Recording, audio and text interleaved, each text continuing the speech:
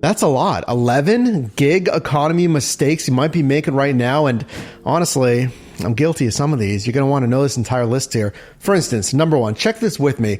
I'm going to open whatever, any gig app, your favorite app, the most recent one here. I'm going to check DoorDash. Let's open it up and let's go to earnings. Let's click on this week here, May 6th through the 12th. And I earned $215.35. So comment down below, what's the app that you checked? What's the week's earnings? And then let me ask you this. How much of that did you set aside for taxes? You need to set aside like 20 to 30% as an independent contractor. Talk to your CPA or tax professional, because as an independent contractor, your taxes are not withheld from these earnings on these gig apps like if you were a W-2 employee. Number two, speaking of these different gig apps, rideshare, grocery, retail and shopping, food delivery, parcel delivery, whatever it is, pet sitting, etc., all this independent contractor work.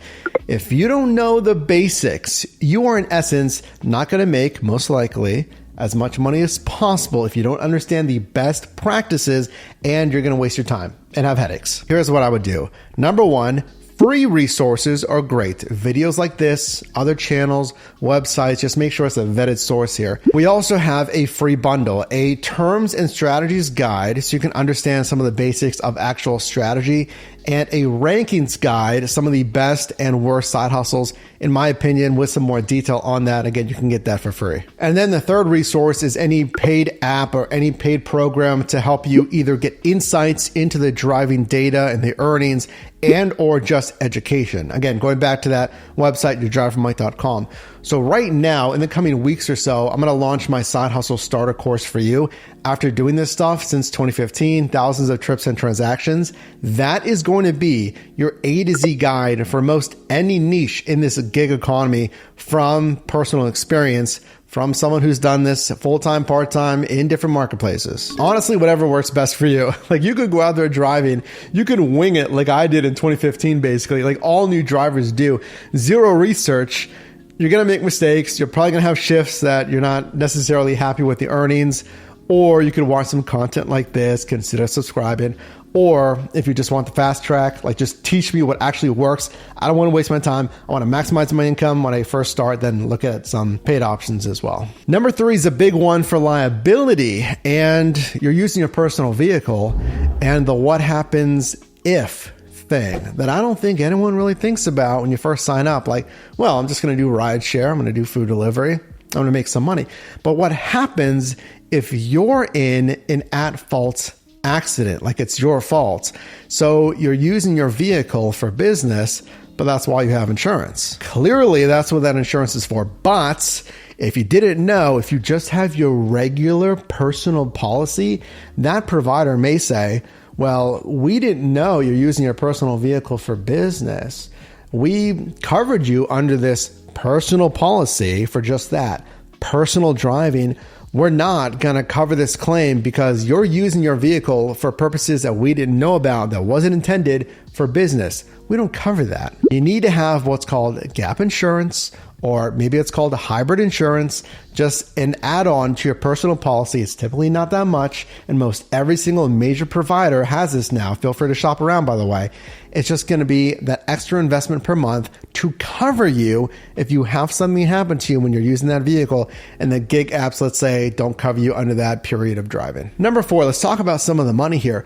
I think it's a big mistake to go out here driving, shopping, delivering, walking dogs, TaskRabbit, Tasker, whatever it is, hosting your home, whatever space, on Peerspace, Airbnb, whatever, and not having a financial plan. It's either the daily plan of, okay, how am I going to make this money per hour? How much do I want to make today?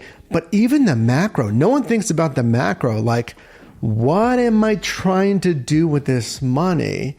Is it just paying off a credit card, extra spending money, saving for a vacation or a big purchase, or investing, which is a great idea? It's thinking about, what am I going to do with this money? What's my goal? What's my why? How much do I need to make? And again, what am I going to do with this money to hopefully make me more money? Number five, operationally, like actually working on these gig platforms. If you are not multi-apping and multi-niching, you are in essence losing money because you're not giving yourself as many options. So multi-apping, first, we want to multi-app within one niche. So if I'm driving for DoorDash, I don't just want to drive for DoorDash. I want to do Uber Eats. I want to do Grubhub, any local or regional options. So when I'm online as an independent contractor, I'm allowed to be online with all of those at one time. Now, I don't want you to take requests from different platforms at the same time because there's different ETAs here. But if it's slow, if DoorDash isn't sending you anything, that's why you want to multi-app. So, okay, maybe Grubhub sent me something, or maybe Uber Eats sent me an order, or maybe even a better offer. So once you multi-app within one niche, then multi-niche, if that's something you're interested in. So I'm sitting here waiting for a rideshare passenger, nothing's coming in, then look at a different niche entirely because you're already multi-apping, different apps with Uber and Lyft, nothing, then turn on food delivery, your apps, turn on all of those DoorDash, Uber Eats, Grubhub. So now you have all these apps online and you'll figure out what's best for you, like managing them, but you're sitting there not doing anything. Give yourself more options to earn. Now, number 6, if you just thought, well, dude, Grubhub is like dead still in my marketplace, or DoorDash, or Lyft, or Amazon Flex, or Walmart Spark, or whatever it is, I'm just going to delete that app. I never get anything good from that app. I would not delete it because I think a mistake here is not having what we call filler apps. So a filler app just isn't busy enough to be like your main thing, but don't delete it because every now and then, let's say food delivery, you'll get an order that is a good dollars to mile payout. How much am I getting paid per mile driven because of a really good customer tip? So feel free to just decline ones, of course, that don't make sense, but every now and then use that filler app to do just that. Fill in your day, fill in your shift. Number 7, a big thing that's kind of was talked about in the early years of the gig economy, but I think it's kind of been buried, unfortunately. Look, again, you're using your personal vehicle for a lot of these gig apps.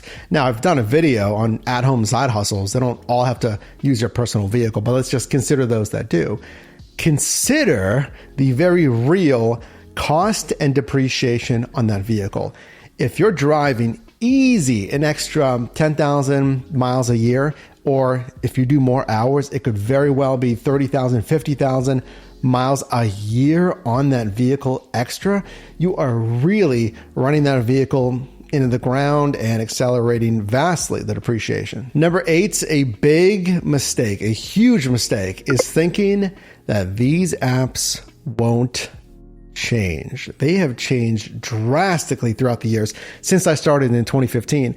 I'm talking about, okay, for the better, well, granted, sometimes it's for the better, or for worse. It could be pay changes, pay structure changes, bonus pay changes. It could be new features, different ways to earn, like DoorDash's earn by time versus earn per offer. But still, that's why we use that earnings tracking spreadsheet.